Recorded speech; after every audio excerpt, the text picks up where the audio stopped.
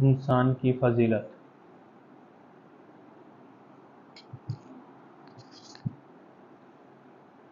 رات کا وقت ہے۔ عشاء کی نماز پڑھ کر حامد اور اس کے باپ محمود بستر پر لیٹے ہوئے ہیں۔ اتنے میں حامد کی نظر 14ویں رات کے چاند پر پڑتی ہے۔ یہ بڑی سی چمکدار تھالی آہستہ آہستہ پورب کی طرف ابھرتی چلی آ رہی ہے۔ آسمان کی اس چمکدار تھالی کو دیکھ کر حامد اپنے باپ سے کہتا ہے، ابا جان دیکھیے تو کتنا بڑا ہے یہ چاند۔ باپ: ہاں بیٹے، 14ویں رات کا چاند اتنا ہی بڑا ہوتا ہے۔ بیٹا: ابا جان کیا یہ سورج سے بھی بڑا ہے؟ باپ: نہیں بیٹے، سورج اس سے سینکڑوں گنا بڑا ہے، مگر دور ہونے کی وجہ سے چھوٹا دکھائی دیتا ہے۔ بیٹا: کیا سورج سے بھی بڑی کوئی چیز ہے؟ باپ: اللہ تعالیٰ نے ہزاروں لاکھوں چیزیں سورج سے بھی بڑی بنائی ہیں۔ یہی تارے جنہیں تم ٹمٹماتے دیکھ رہے ہو، ان میں سے لاکھوں سورج سے بھی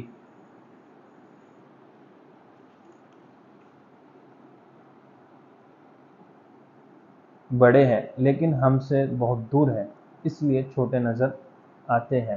بیٹا: ابا جان ہمیں بھی اللہ تعالیٰ نے ہی بنایا ہے؟ باپ: ہاں، ہمارا پیدا کرنے والا بھی اللہ ہی ہے۔ بیٹا: ہمیں اللہ تعالیٰ نے اتنا چھوٹا کیوں بنایا ہے؟ اگر ہم چاند کے برابر ہوتے تو دنیا بھر میں خوب چمکتے۔ باپ: اللہ تعالیٰ نے ہمیں چاند سورج سے بھی بڑا بنایا ہے۔ بیٹا: وہ کیسے ابا جان؟ باپ: بیٹے، تم نے غور نہیں کیا؟ دنیا کی ہر چیز ہمارے لیے کام کر رہی ہے۔ ہوا میں ہم سانس لیتے ہیں، پانی سے ہم پیاس بجھاتے ہیں، درختوں کے پھل کھاتے ہیں اور ان کی لکڑی سے دوسرے کام لیتے ہیں۔ چاند کی روشنی سے ہم رات میں بھی دیکھ سکتے ہیں، سورج سے روشنی اور دھوپ حاصل کرتے ہیں، دھوپ سے اناج اور پھل پکتے ہیں، سورج کی گرمی سے بادل اٹھتے ہیں۔ غرض چھوٹی بڑی ساری چیزیں ہماری خدمت میں لگی ہوئی ہیں۔ اب بتاؤ، ہم ان سے بڑے ہوئے یا یہ ہم سے بڑی ہے؟ بیٹا: تب تو ہمیں بڑے ہیں اور یہ سب چیزیں ہماری خدمت گار۔ باپ: بیٹ تم ٹھیک سمجھے، مگر ایک بات اور سمجھ لو، یہ بڑائی ہمیں اللہ تعالیٰ نے دی ہے۔ وہ ہمیں بڑا نہ بناتا تو ہم ان سب کے حاکم نہ بنتے۔ اب ہمارا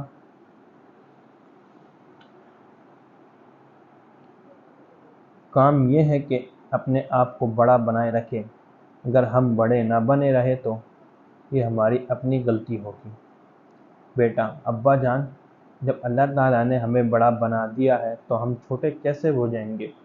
باپ: اس طرح کہ تم اللہ تعالیٰ کو چھوڑ کر سورج، چاند، ہوا، پانی وغیرہ کو اپنا بڑا بنا لو، ان کی پوجا کرنے لگو، یہ اللہ کے حکم سے منہ موڑ لو اور جو تمہارے جی میں آئے کرنے لگو۔ ان دونوں صورتوں میں تم بڑے نہ رہو گے، چھوٹے اور ذلیل ہو جاؤ گے۔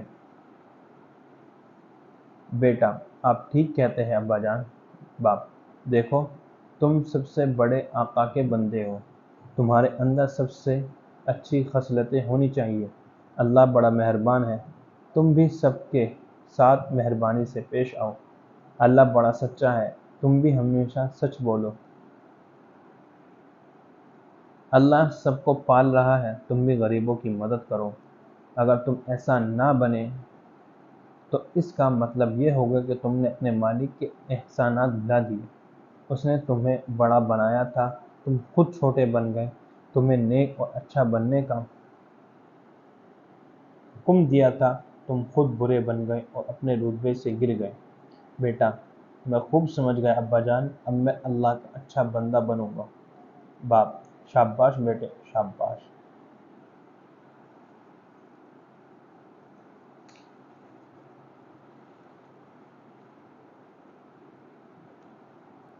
لطائف: ایک صاحب اپنے ایک دوست کے یہاں مہمان گئے۔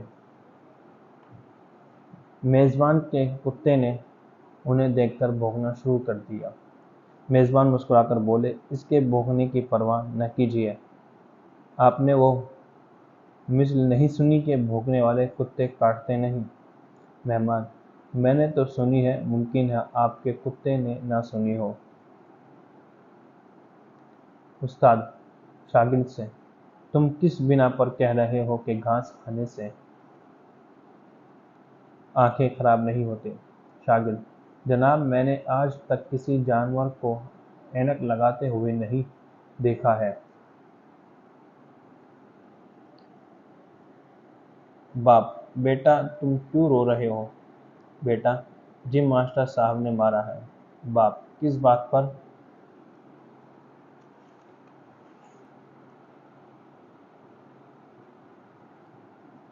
بیٹا: ماسٹر صاحب نے ایک سوال پوچھا تھا جس کا جواب میرے سوا کوئی نہ دے سکا۔ باپ: کون سا سوال؟ بیٹا: یہی کہ میز کی دراز میں مرا ہوا چوہا کس نے رکھا تھا؟ استاد: بتاؤ، پاجامہ واحد ہے یا جمع؟ شاگرد: جناب، پاجامہ واحد بھی ہے اور جمع بھی۔ استاد: وہ کیسے؟ شاگرد: پاجامہ اوپر سے واحد اور نیچے سے جمع ہے۔ اردو کے ایک استاد کلاس میں قواعد اردو پڑھا رہے تھے۔ انہوں نے ایک شاگرد سے پوچھا، اسلم، اگر میں کہوں میں نہاتا ہوں، تم نہاتے ہو، وہ نہاتا ہے، تو یہ کون سا زمانہ ہے؟ اسلم کچھ دیر تک سوچتا رہا، پھر خوش ہو کر بولا، میں سمجھ گیا، وہ جمعے کا دن ہوگا۔ باپ بیٹے سے: تم گھر میں اتنی دیر سے منکر کیوں بنے ہوئے ہو؟ بیٹا: آپ ہی نے تو کہا تھا کہ جو کام اسکول میں کرتے ہو اسے گھر آ کر دہرا لیا کرو۔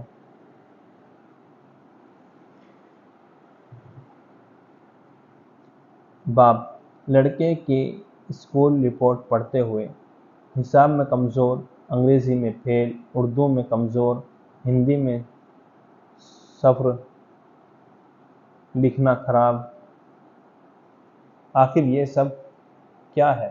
لڑکا: ذرا آخری لائن بھی پڑھ لیجیے، لکھا ہے صحت بہترین۔ استاد درجے میں قطب مینار پر سبق پڑھا رہے تھے۔ استاد: بچوں، دہلی میں قطب مینار ہے۔ اتنے میں استاد کی نظر ایک اونگتے ہوئے لڑکے پر پڑی۔ انہوں نے اس لڑکے کو جھنجھوڑا اور پوچھا، بولو ابھی میں نے کیا کہا تھا؟ لڑکا آنکھیں ملتے ہوئے: جناب، آپ کہہ رہے تھے دہلی میں کتا بیمار ہے۔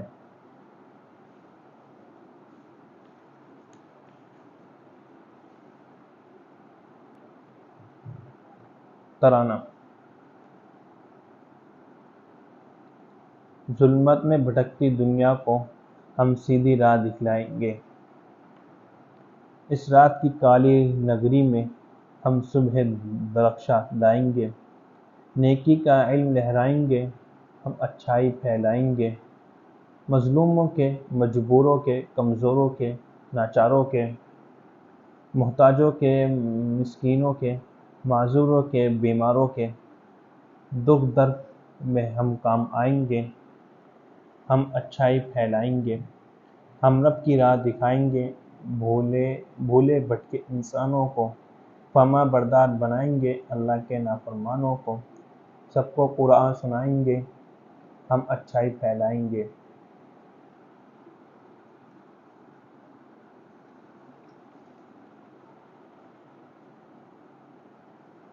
بادل گرجے، بجلی چمکے، طوفان اٹھے، آندھی آئے، اولے برسے، گولے برسے یا موت ہی سر پر منڈلائے، ہم آگے بڑھتے جائیں گے، ہم اچھائی پھیلائیں گے، سورج کی طرف چڑھتے چڑھتے چڑھتے چڑھتے چڑھتے چڑھتے، بادل کی طرف بڑھتے بڑھتے بڑھتے بڑھتے بڑھتے بڑھتے ہم دنیا پر چھا جائیں گے، ہم اچھائی پھیلائیں گے۔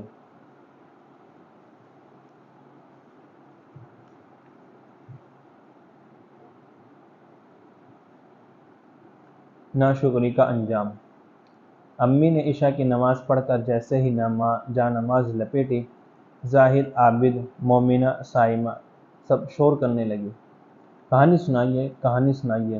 زاہد اور عابد بولے، امی آج تو ہمیں کوئی ایسی سچی کہانی سنائی ہے جو پیارے نبی صلی اللہ علیہ وسلم نے کہی ہو۔ امی نے کہا، اچھا تو سنو ایک سچی کہانی جو پیارے نبی صلی اللہ علیہ وسلم نے کہی ہے۔ پیارے نبی صلی اللہ علیہ وسلم نے فرمایا، بہت دنوں کی بات ہے، بنی اسرائیل کی قوم کے 3 آدمی تھے، ایک کوڑھی، دوسرا گنجا اور تیسرا اندھا۔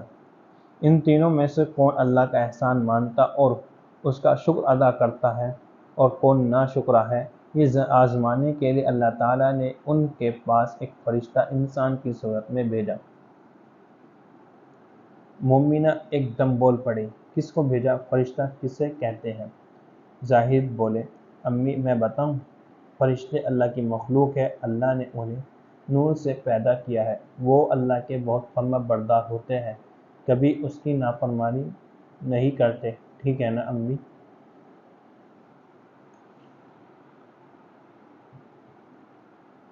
ہاں بیٹے، امی نے کہا، فرشتے عام طور پر دکھائی نہیں دیتے، لیکن کبھی کبھی وہ اللہ کے حکم سے انسانی صورت میں بھی آتے ہیں۔ اچھا تو فرشتہ سب سے پہلے کوڑھی کے پاس آیا اور بولا۔ امی نے ختم کر کے کہانی آگے بڑھائی۔ بتاؤ تمہاری خواہش کیا ہے؟ کوڑھی نے کہا، میں چاہتا ہوں کہ میرا رنگ روپ نکھر آئے اور کوڑھ کی یہ بیماری جس کی وجہ سے لوگ مجھ سے نفرت کرتے ہیں ختم ہو جائے۔ فرشتے نے اس کے بدن پر ہاتھ پھیرا تو اس کا کوڑھ دور ہو گیا، رنگ روپ خوب نکھر آیا۔ اب فرشتے نے اس سے پوچھا، تم کون سا مویشی پسند کرتے ہو؟ اس نے کہا، اونٹ۔ فرشتے نے اسے بچہ دینے والی ایک اونٹنی دے دی اور اسے برکت کی دعا دی۔ پھر فرشتہ گنجے کے پاس پہنچا اور اس سے پوچھا، بتاؤ تمہاری خواہش کیا ہے؟ اس نے کہا، میں چاہتا ہوں کہ میرے سر پر خوبصورت بال نکل آئے اور یہ گنجا پن دور ہو جائے جسے لوگ ناپسند کرتے ہیں۔ فرشتے نے اس کے سر پر ہاتھ پھیرا تو اس کا گنجا پن دور ہو گیا اور اس کے سر پر خوبصورت گھنے بال نکل آئے۔ اب فرشتے نے اس سے پوچھا، تم کون سا مویشی پسند کرتے ہو؟ اس نے کہا، گائے۔ فرشتے نے اسے بچہ دینے والی ایک گائے دے دی اور اسے برکت کی دعا دی۔ آخر میں فرشتہ اندھے کے پاس گیا اور اس سے پوچھا، تمہاری کیا خواہش ہے؟ اس نے کہا، میں چاہتا ہوں کہ اللہ تعالیٰ میری آنکھوں میں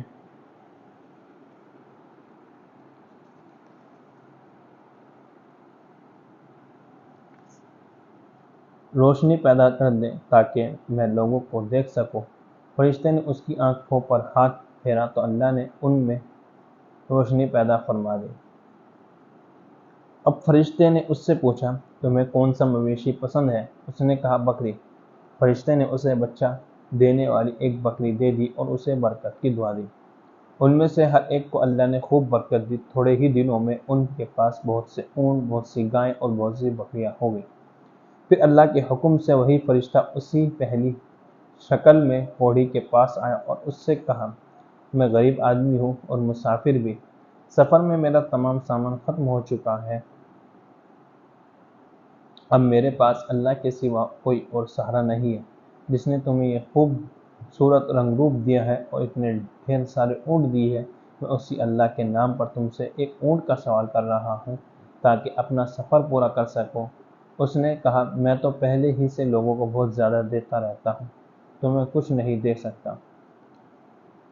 فرشتے نے اسے یاد دلاتے ہوئے کہا، کیا تم پہلے کوڑھی نہ تھے اور لوگ تم سے نفرت نہ کرتے تھے؟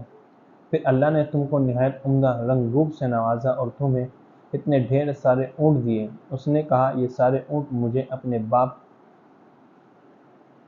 دادا سے ملے ہیں۔ فرشتے نے کہا، اگر تم جھوٹ بول رہے ہو تو اللہ تمہیں ویسا ہی کر دے جیسا پہلے تھے۔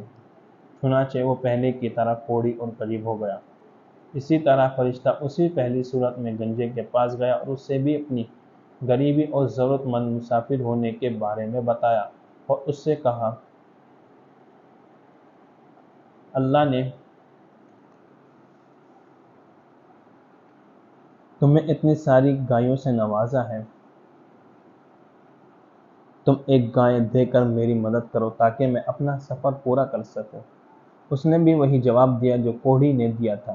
اس نے کہا، یہ سب مجھے باپ دادا سے ملا ہے، میں تیری کوئی مدد نہیں کر سکتا۔ فرشتے نے کہا اگر تم جھوٹ بول رہے ہو تو اللہ تمہیں ویسا ہی بنا دے جیسا پہلے تھے۔ چنانچہ وہ پھر گنجا اور غریب ہو گیا۔ اب فرشتہ اسی پہلی جیسی صورت میں اندھے کے پاس گیا اور اس سے کہا میں ایک غریب ہوں اور مسافر بھی، اس وقت اللہ کے بعد تمہارے علاوہ میرا اور کوئی سہارا نہیں ہے، تم میری مدد کرو۔ جس خدا نے تمہاری آنکھوں کو دوبارہ روشنی دی ہے، میں اسی کے نام پر تم سے ایک بکری مانگ رہا ہوں تاکہ اپنا سفر پورا کر سکو۔ اس نے کہا بے شک میں اندھا تھا، اللہ کا شکر ہے کہ اس نے میری آنکھیں روشن کر دی۔ تم جتنی بکریاں لینا چاہو لے لو، اللہ نے مجھے جو کچھ دیا ہے میں اس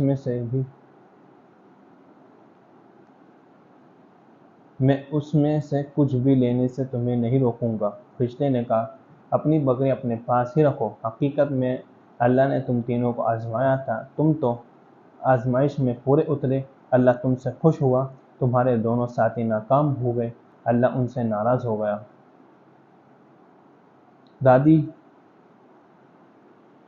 دادی اماں جو بہت توجہ سے یہ کہانی سن رہی تھی بولی توبہ توبہ، شیطان نے کوڑی اور گنجے کو بہکا دیا، غرور میں مبتلا کر کے ان سے ناشکری کرا دی۔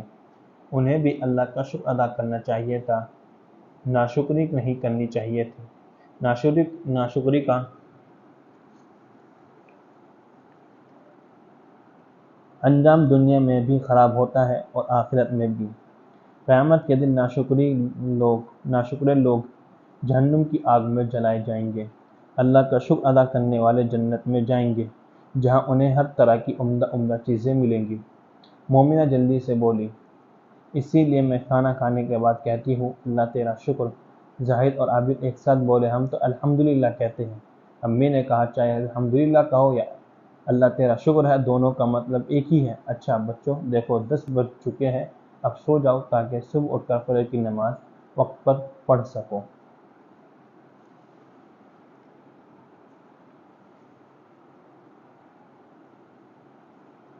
عقل مند مچھیرا۔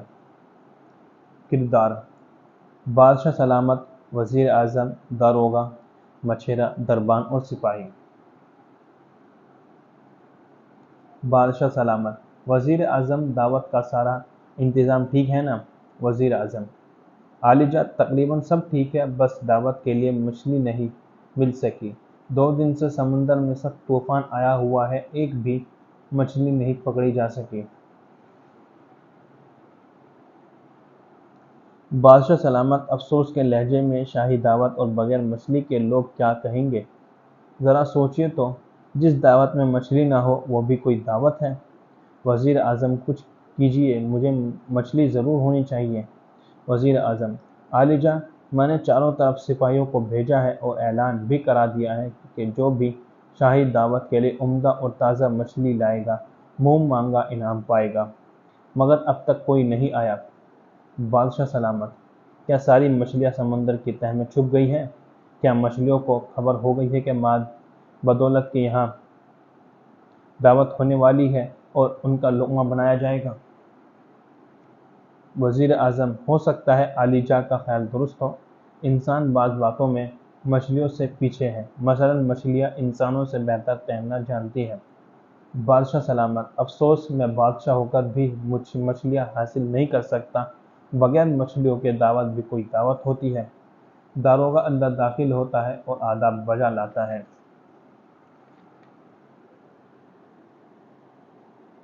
داروغہ: عالیجا ابھی ایک مچھیرا تازہ اور سنہری مچھلی لے کر حاضر ہوا ہے، کیا اسے آپ کی خدمت میں حاضر کیا جائے؟ بادشاہ سلامت: خوش ہو کر ضرور فوراً حاضر کرو، اگر یہ مچھیرے نہ ہوتے تو بادشاہ کے دسترخوان تک مچھلیاں کیسے پہنچ پاتی؟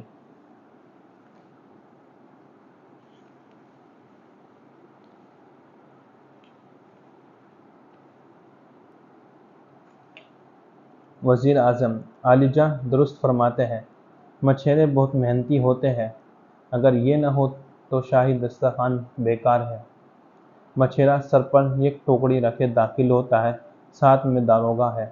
مچھیرا ٹوکری اتار کر بادشاہ کے سامنے رکھ دیتا ہے، ادب سے سلام کرتا ہے اور پھر ہاتھ باندھ کر کھڑا ہو جاتا ہے۔ بادشاہ سلامت، سنہری مچھلی کچھ دیر دیکھ کر بہت خوش ہوتے ہوئے، واہ میاں مچھیرے، خوب موٹی تازہ اور عمدہ مچھلی لائے ہو، ماں بدولت بہت خوش ہوئے، بولو اس کی کیا قیمت مانگتے ہو؟ مچھیرا، حضور جان کی امان پاؤں تو؟ بادشاہ سلامت، تم ذرا بھی نہ گھبراؤ، جو بھی قیمت مانگو وہ ملے گی۔ بادشاہ جو کچھ زبان سے کہتے ہیں اسے ضرور پورا کرتے ہیں، بولو کیا مانگتے ہو؟ مچھیرا، حضور اس مچھلی کی قیمت صرف 100 کوڑے۔ بادشاہ، وزیر اور داروغہ حیرت سے ایک دوسرے کا منہ تکنے لگتے ہیں۔ بادشاہ سلامت، میاں مچھیرے، تمہارا دماغ تو ٹھیک ہے؟ وزیر اعظم، عالیجاں، معلوم ہوتا ہے آپ کے رعب اور خوف کے مارے بیچارے کی عقل ماری گئی۔ مچھیرا، خطا معاف، میں بالکل ٹھیک ہوں، 100 کوڑے سے ایک بھی کم نہ کروں گا۔ ابھی ابھی آپ نے فرمایا تھا کہ بادشاہ جو کچھ کہتا ہے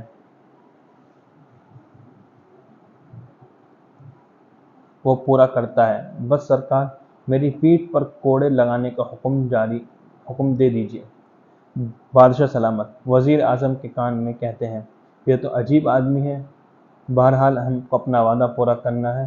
جلاد کو حاضر کیا جائے مگر کوڑے بہت دھیرے دھیرے لگائے جائے تاکہ مچھیرے کو چوٹ نہ لگے۔ وزیر اعظم، داروغہ سے جلاد کو حاضر کیا جائے۔ داروغہ چلا جاتا ہے اور جلدی ہی جلاد کے ساتھ واپس آتا ہے۔ جلاد کے ہاتھ میں چمڑے کا کوڑا ہے۔ بادشاہ سلامت، اس مچھیرے کی پیٹھ پر 100 کوڑے لگائے جائیں۔ جلاد دھیرے دھیرے کوڑے مچھیرے کی پیٹھ پر مارتا ہے اور گنتا جاتا ہے، 1 2 5 10 20 30 40 45 50۔ مچھیرا، بھائی جلاد ذرا ٹھہرو، میرا ایک ساتھی اور ہے، باقی کے کوڑے اس کے حصے کے ہیں۔ بادشاہ سلامت مسکراتے ہوئے، اچھا، کیا اس دنیا میں تم جیسا کوئی دوسرا بیوقوف بھی موجود ہے؟ کون ہے وہ؟ کہاں ہے؟ حاضر کرو تاکہ اس کا حصہ بھی جلد دیا جائے۔ مچھیرا، حضور وہ کوئی دوسرا نہیں، وہ آپ کے محل کا دربان ہے۔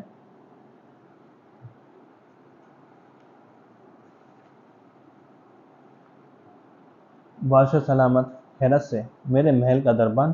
ہائے، وہ کیسے؟ مچھیرا، عالیجاں، بات یہ تھی کہ دربان مجھ کو اندر آنے ہی نہیں دیتا تھا جب تک کہ اس نے مجھ سے وعدہ نہ لے لیا کہ جو بھی اس مچھلی کی قیمت مجھ کو ملے گی اس میں سے آدھا اس کو حصہ ہوگا۔ بادشاہ سلامت، دربان کو ہمارے حضور میں فوراً حاضر کیا جائے۔ دربان کو چند سپاہی پکڑ کر لاتے ہیں۔ دربان خوف کے مارے تھر تھر کانپ رہا ہے۔ بادشاہ سلامت، بے ایمان اور رشوت خور دربان کی پیٹھ پر 100 کوڑے کس کس کر لگائے جائیں اور اس کو ہماری نوکری سے نکال دیا جائے۔ مچھیرے سے مخاطب ہو کر ماں بدولت تمہاری عقل مندی سے بہت خوش ہوئے۔ وزیر اعظم، میاں مچھیروں کو اشرفیوں کی تھیلی انعام میں دی جائے۔ مچھیرا بادشاہ کا شکریہ ادا کرتا ہے، پردہ گرتا ہے۔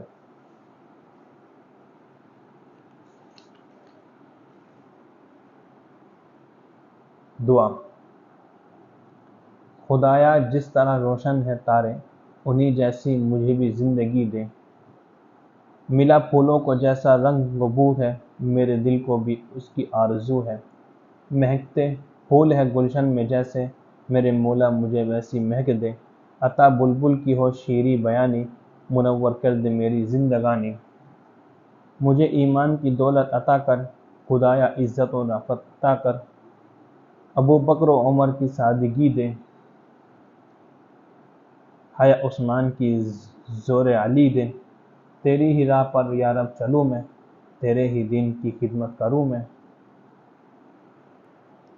اگر کچھ ہے تمنا بس یہی ہے، میرے جینے کا منشا بس یہی ہے۔